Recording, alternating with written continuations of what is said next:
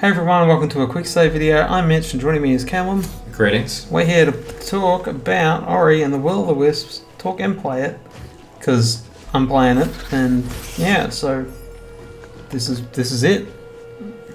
And it's very easily mistaken with Ori and the Blind Forest. It's a mistake we've been making, but it is Ori and the Will of the Wisps. Just with which the is title. The sequel. This is the sequel. I always refer to it as the Blind Forest for some stupid reason, but yeah. So this is the follow-up to Ori and the Blind Forest. The sequel. The sequel, which is very, very familiar if you've played the original game. Still developed by the same developer. Yep, so Moon Studios. Yep. Which is owned by Microsoft. No, they're actually second party. Right. So they're not actually owned by anyone. Yeah, so the gameplay is pretty similar if you've played it. Except the difference with the original was that you had Sign. It was like a little orb. You might have seen gameplay with that orb doing the combat. But not in the sequel. Ori does all the combat. As it has a sword now. And other skills that are reminiscent to Hollow Knight. And so this game only just released on Wednesday. And at this stage we're just about an hour or so in. Like just the first probably hour or two. So quite hour. Early days. Yeah. So there's also another ability I have, which is Heal. Which, if you look down the bottom left, there is a spirit bar, which is blue, and a health bar, which is green. So basically for bigger skills, you use up the energy, the spirit bar, to use different abilities. Right. Which is what my healing uses. So basically it's an Estus flask. And so, having played the first game, does it feel familiar straight away? Yeah, once you jump in, it's just like playing the old game again. Right. Which isn't necessarily a bad thing. Yeah, so it's the first time playing through this bit, so there will be things I haven't. And I remember just looking at gameplay, both of the original one and sort of previous of this. It seems to have a real sense of polish to it as well. Like I imagine it's quite sort of satisfying to play. Like it's quite smooth and polished. Yeah, it's like that was one of the biggest highlights of the other one. It just felt so good to play, which for a video game is very key. Yeah, and it's pretty impressive for a studio that's really just a small, like as you said, a second party studio. Yeah, and they don't live, like it's not a studio proper. They're all living at home. Like, right. Developing this from home. So yeah, like all of them, including Gareth Cocker or whatever, the composer who is responsible for making this game, and that makes it sound as good as it looks. And so yeah, as you know, Mitch, I haven't played the original game, but you were a massive fan, weren't you, of the original game? Yeah, I saw it at E3 the first time and it blew me away. Yeah, me too. Just how good it looked. It looked really hard too, and you know what? It was. This game is also hard. Yeah, so do we have difficulty settings in this game? Yeah. As well as the original?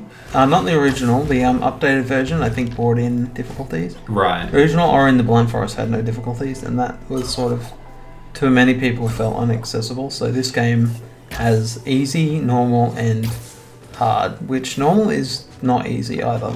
Right, and I remember you saying and hearing from others as well that, yeah, the original was actually quite challenging. Like, it was not to the point where it was maybe, sort of like too difficult for most people, but it was still kind of a good challenge for most people. Yeah. Hollow Knight is the one that they all consider harder. Right. And they would be correct. And so standing out straight away, I'm sure to you as well, is, as you mentioned, just the art style is just really striking. It's really 10 out of 10 in art. Yeah. And to be honest, that from that very first trailer is what hooked me in the most, is that it's just a really fantastic looking game. Yeah, it's almost a bit unique in a way. It is, yeah. I think especially as far as Metroidvanias go, like within its genre. Yeah. It definitely stands out on its own. And so apparently this is also a more substantial game, isn't it, than the original? So the original, I think you were saying somewhere between 7 to 9 hours, something like that. Yeah, something like that. And this is more like kind of 14, 15. Yeah, so this is... Apparently so. And so I felt like for a while there you didn't have any weapons, you had just a torch. And you had to do one of their infamous or famous escape sequences against this giant wolf thing. Right.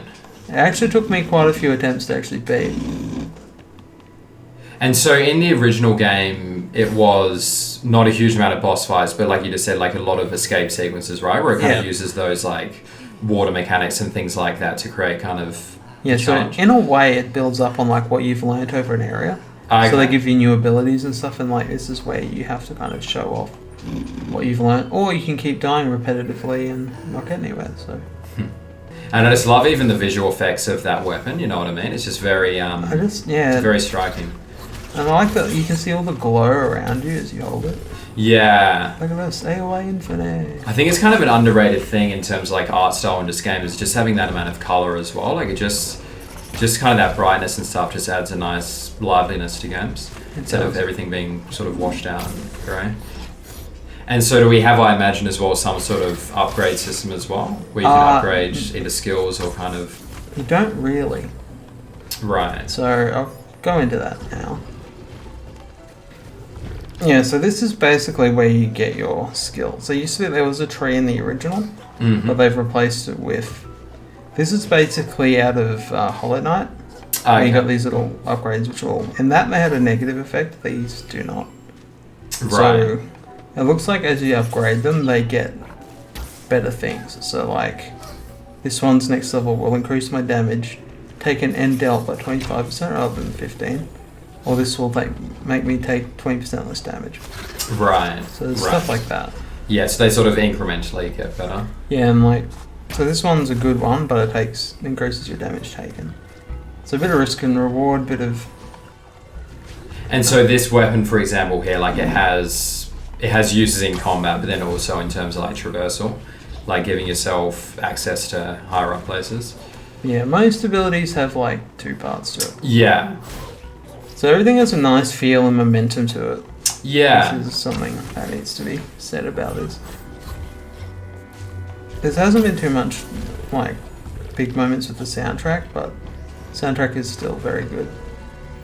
And so is it designed in a way as well where you can quickly travel back to areas you've been to, or is it sort of interconnected in that way? Yeah, I haven't unlocked many of the warp. Right. Warp points is one of them, but I haven't got a connector. And so that number that comes up in our top right is effectively our currency, yeah? Yeah. For upgrades, yeah. And like you said, music was a real big highlight of the original game, and I imagine it probably will be in this game as well, as it sort of builds into those bigger moments. In the bigger moments, yeah. Like some of those songs I still go back and listen to, just because they're that good. So yeah, what are your kind of general impressions so far? Like just being sort of a couple of hours in compared to the first game? It's definitely helped. It's definitely as good. Like normally when you get a sequel, there's always a worry that it won't meet the expectations of what you had from the original game. Yeah. One that you like so much. I actually think this definitely has potential to surpass what Ori and the Blind Forest was. And it's no surprise with bigger budget and more people on a project you can make a better game. Well, it should be the case, you'd think. Yeah, and I think what they seem to have done well is they've sort of just refined and improved what they already had, which I think is always the fear with a game, is that they actually deviate too much from what made it really good in the first place. Yeah, and with Ori, they definitely know what makes it good, and what makes it feel good, and what makes it look good, and what makes it a fun game to play. So yeah, but then they've just kind of added, more depth, like more content, and just the main area they've improved is the combat, which always wasn't the best bit, because that's why they didn't do proper boss fights, which I imagine this does actually have and has. Yeah. Which involve you fighting some creature, which they have shown off, so it's not really like you don't know. So it's definitely a good sign, and I'm very excited to keep playing and seeing if it truly does surpass it. Yeah, and it was also... I'm trying to think now whether the original was 2014 or 2015. It's actually been a big gap, hasn't it, between the two games? 2015? Long, yeah, I want to say 2015, so quite a long development cycle. Or even 2014. It may have been, yeah, it was early days of the Xbox One, the first year or two. Yeah, something like that. Alright, well, this has been... So video, if you want more, If you want ore, go mine for it. But if you want more Ori and the Will of the Wisps, I will be doing a review of it in the distant future, hopefully closer than our other reviews have been. Anyway, I've been Mitch, and he has been Calum. Thanks for watching. And hopefully we'll see you again. Goodbye, everybody. Bye.